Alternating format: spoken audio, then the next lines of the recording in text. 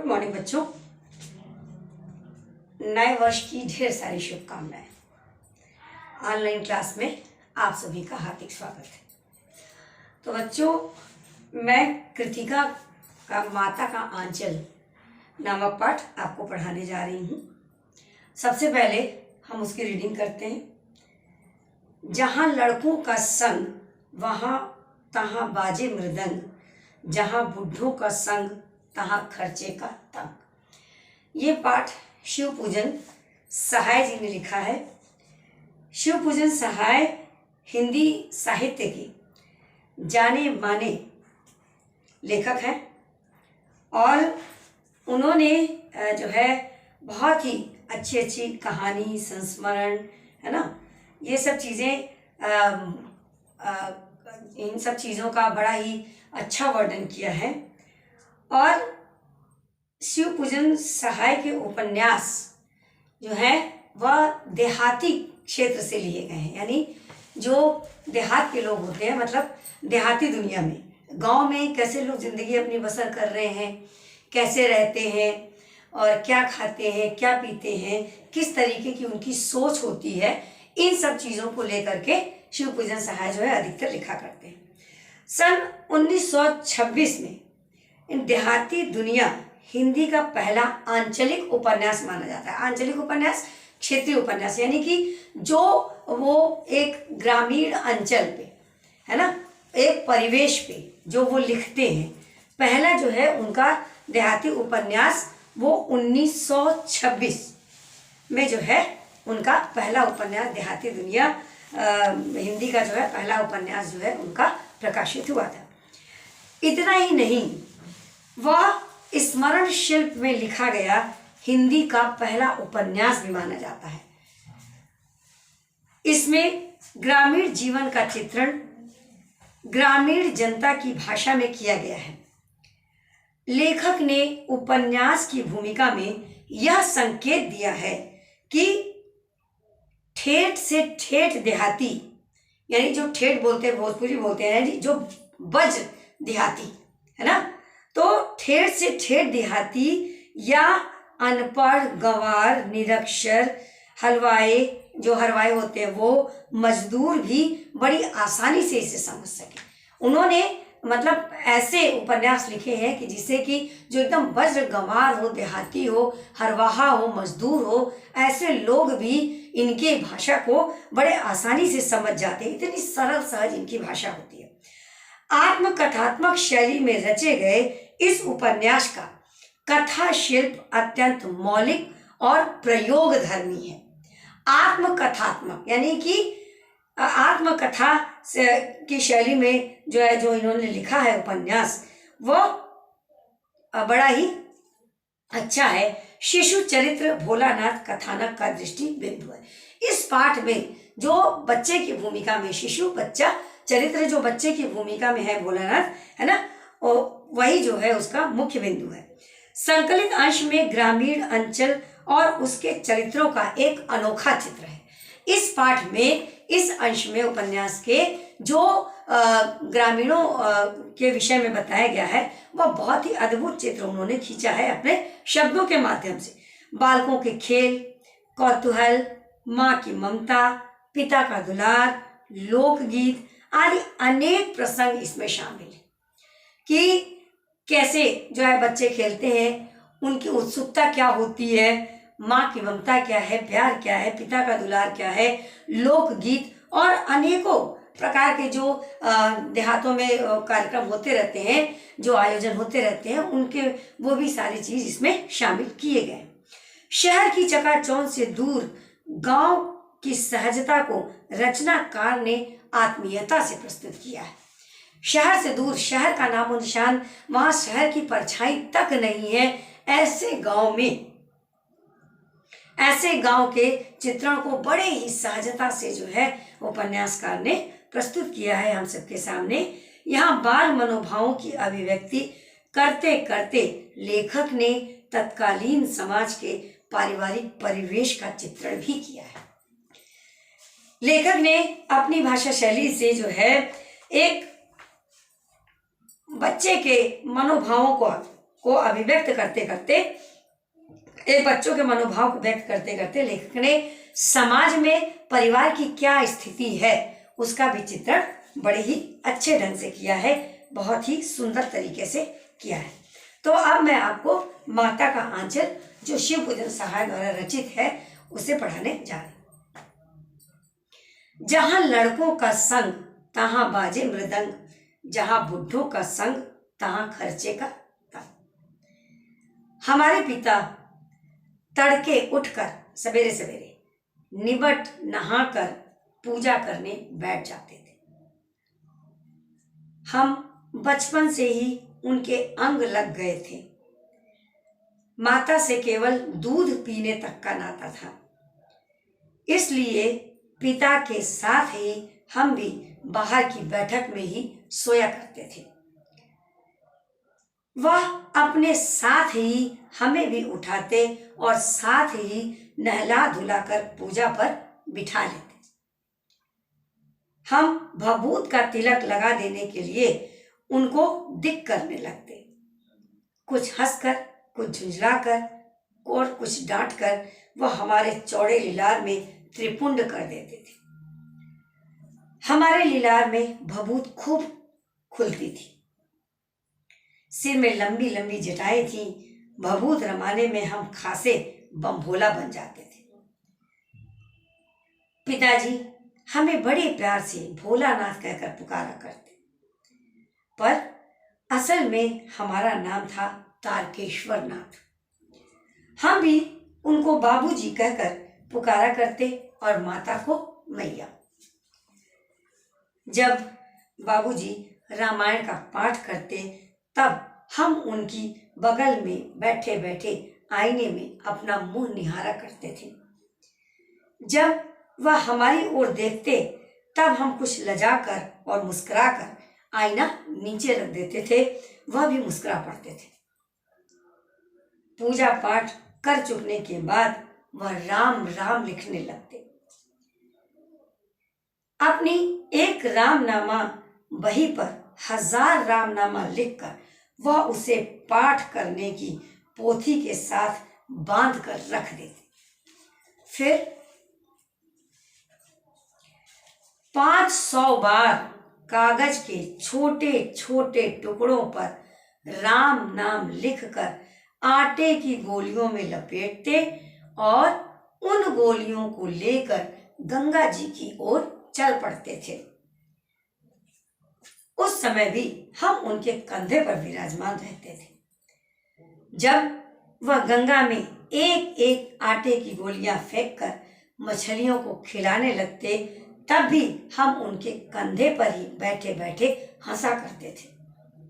बचपन के दिन होते हैं जब वह मछलियों को चारा देकर घर की ओर लौटने लगते, तब बीच रास्ते में झुके हुए पेड़ों की डालों पर हमें बिठाकर झूला झुलाते थे। कभी कभी बाबूजी हमसे कुश्ती भी करते। वह शिथिल होकर हमारे बल को बढ़ावा देते और हम उनको पछाड़ देते थे। यह उतान पड़ जाते और हम उनकी छाती पर चढ़ जाते थे। जब हम उनकी लंबी लंबी मूछें उखाड़ने लगते तब वह हंसते हंसते हमारे हाथों को मूछों से छुड़ाकर उन्हें चूम लेते थे। फिर जब हमसे खट्टा और मीठा चुम्मा मांगते तब हम बारी बारी पर अपना बायां और दाहिना गाल उनके मुंह की ओर फेर देते थे। बाएं का खट्टा चुम्मा लेकर जब वह दाहिने का मीठा चुम्मा लेने लगते तब अपनी दाढ़ी या मूछ हमारे कोमल गालों पर गड़ा देते थे। स्वाभाविक सी प्रक्रिया है, सब ऐसे करते। हम झुंझलाकर फिर उनकी मूछें नोचने लग जाते थे। इस पर वह बनावटी रोना रोने लगते और हम अलग खड़े खड़े खिलखिलाकर हंसने लग जाते थे।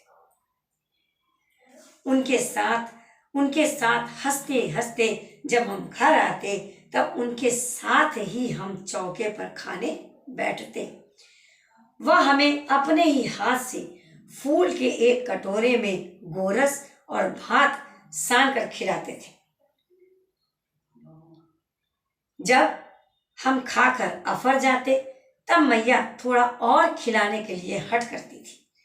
वह बाबूजी से कहने लगती, आप तो 4-4 दाने के कौर बच्चे के मुंह में देते जाते हैं, इससे वह थोड़ा खाने पर भी समझ लेता है कि हम बहुत खा गए।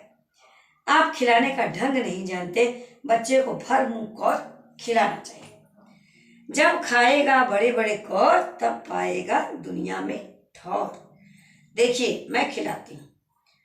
मर्दुए क्या जाने कि बच्चों को कैसे खिलाना चाहिए, और महतारी के हाथ से खाने पर बच्चों का पेट भरता है।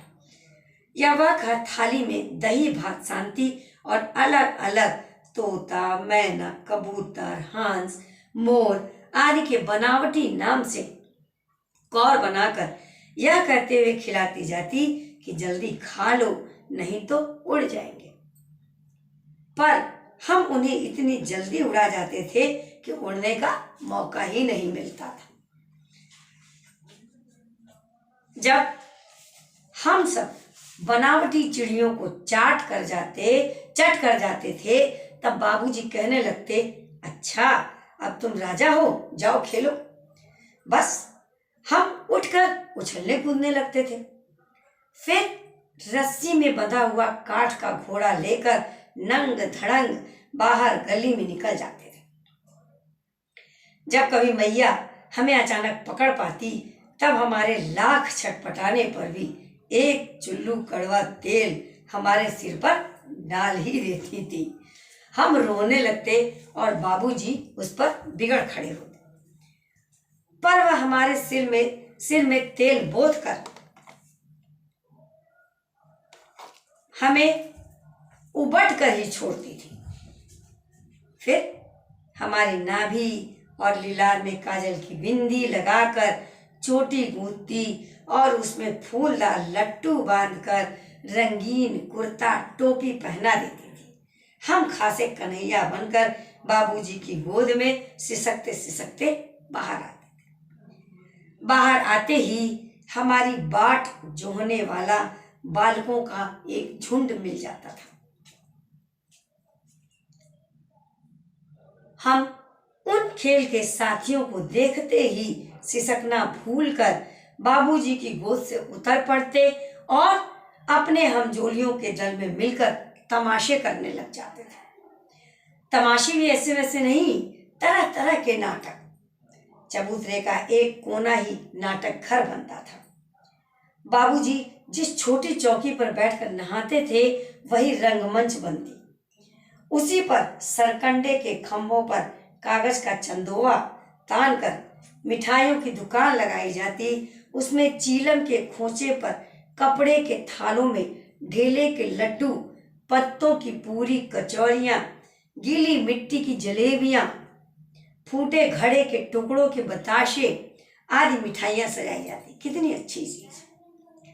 क्या क्या देखिए कि सरकंडे के खंभों पर कागज का चंदोवा तान कर मिठाइयों की दुकान लगाई जाती। उसमें चीलम के खोचे पर कपड़े के थालों में ढेले के लड्डू, छोटे छोटे ढेले के लड्डू, पत्तों की पूरी कचौरियाँ, गीली मिट्टी की जलेबियाँ, फूटे घड़ों के टुकड़ों के बताशे आदि मिठाइयाँ सजाई जाती। फिर ठीकरों के बटखरे और जस्ते के छोटे छोटे टुकड़ों के पैसे बनते। हम लोग खरीदार और हम ही लोग दुकानदार। बाबूजी भी 2-4 गोरखपुरिये पैसे से खरीद लेते थे। ये बच्चे जो है अपना जो खेलते थे उसमें थोड़ी देर में मिठाई की दुकान बढ़ाकर हम लोग घरौंदा बनाते थे। धूल की मेड़ दीवार बनती और तिनकों की छप्पर, दातून के खंबे, दिया सलाई की पेटियों की किवाड़, घड़े के मुंडे की चूल्हा चक्की, दिए की कढ़ाई और बाबूजी की पूजा वाली आचमनी कलछी और पानी के घी, धूल के पिसान आटा और बालू की चीनी से हम लोग जौनार तैयार करते थे। जौनार यानी भोजन। हम ही लोग जौनार करते और हम ही लोगों को जौनार बैठती थी। जब पंगत बैठ जाती थी तब बाबूजी भी धीरे से आकर पात के अंत में जीमने के लिए बैठ जाते थे। उनको बैठते देखते ही हम लोग हंसकर और घरौंदा बिगाड़ कर भाग चलते थे। वह भी हंसते हंसते लोटपोट हो जाते और कहने लगते, फिर कब भोज होगा भोलानाथ। फिर आगे क्या होता था, कभी कभी हम लोग बारात का भी जुलूस निकालते थे। करस्तर का तंबूरा बजता, अमोले को खींचकर शहनाई बनाई जाती, टूटी चूहेदानी की पालकी बनती। बुद्धि देखिए, हम समधी बनकर बकरे पर चढ़ लेते और चबूतरे के एक कोने से चलकर बारात दूसरे कोने में जाकर दरवाजे लगती थी। वहां काठ की पटरियों से घिरे, गोबर से लिपे, आम और केले की टहनियों से सजाए हुए छोटे आंगन में कुल्हिए का कलसा रखा जाता था। वहीं पहुंचकर बारात फिर लौट आती थी। लौटने के समय खटोली पर लाल ओहार डालकर उसमें दुल्हन को चढ़ा लिया जाता था। लौट आने पर बाबूजी जो ही ओहार उघार कर दुल्हन का मुख निरखने लगते, त्यों ही हम लोग हंसकर भाग जाते। थोड़ी देर बाद फिर लड़कों की मंडली जुट जाती थी। इकट्ठा होते ही राय जमती कि खेती की जाए। बस चबूतरे के छोर पर घिरनी गड़ जाती और उसके नीचे की गली जो है वो क्या, कुआं बन जाती थी। मूंज की बटी हुई पतली रस्सी में एक चुक्कड़ बांध गराड़ी पर चढ़ाकर लटका दिया जाता और दो लड़के बैल बनकर मोट खींचने लग जाते थे। सोचिए ये दृश्य कितना सुंदर दृश्य, ये जो बच्चे जो है अपने खेल खेल में करते हैं। चबूतरा खेत बनता, कंकड़ बीज और ठोंगा हल जुआट।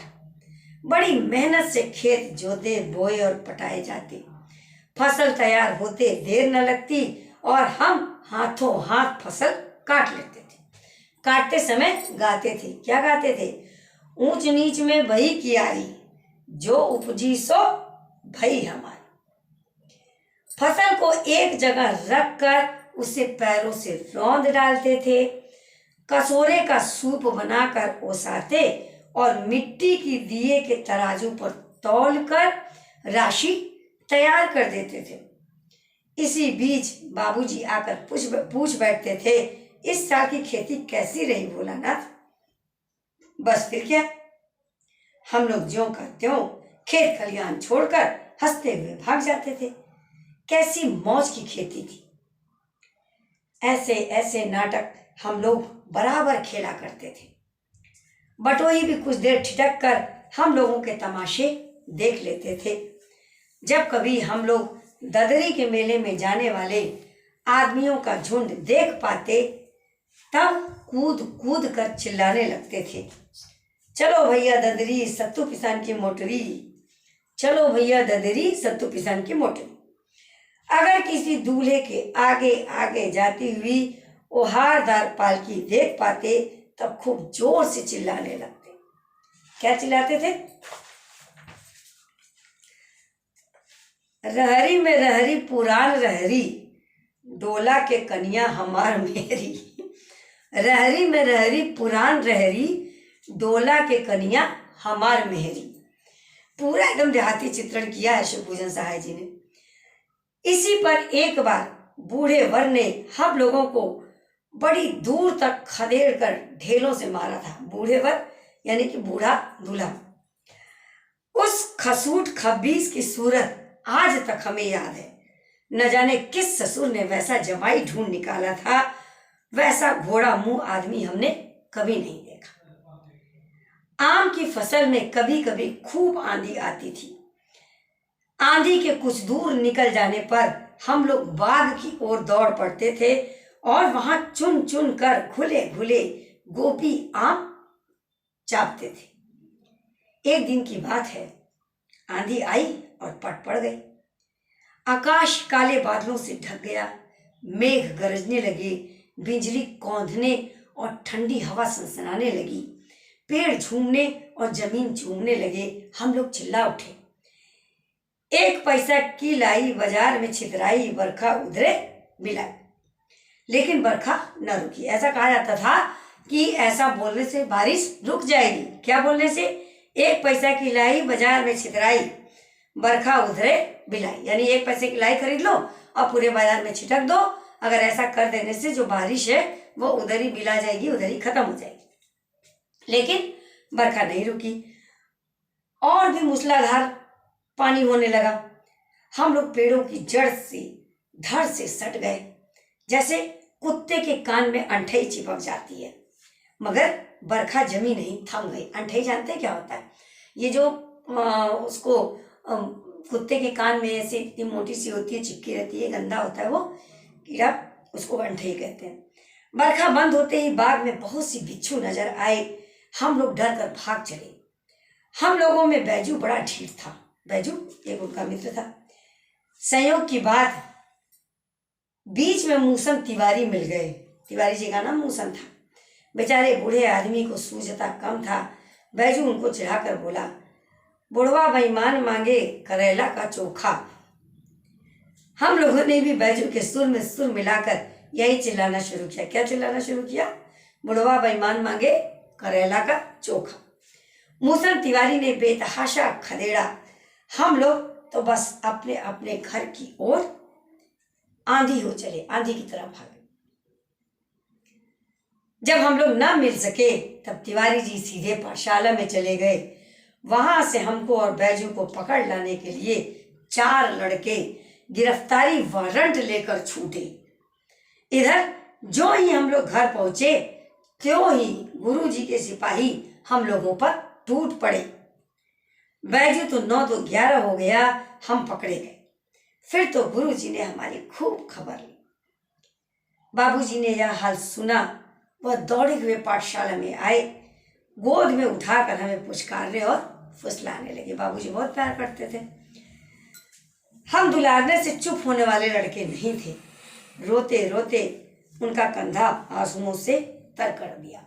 अभी आज हम रीडिंग कर रहे हैं। अगले वीडियो में फिर और जो बचा है उसको रीडिंग करने के बाद ये चैप्टर हम आपको एक्सप्लेन करेंगे।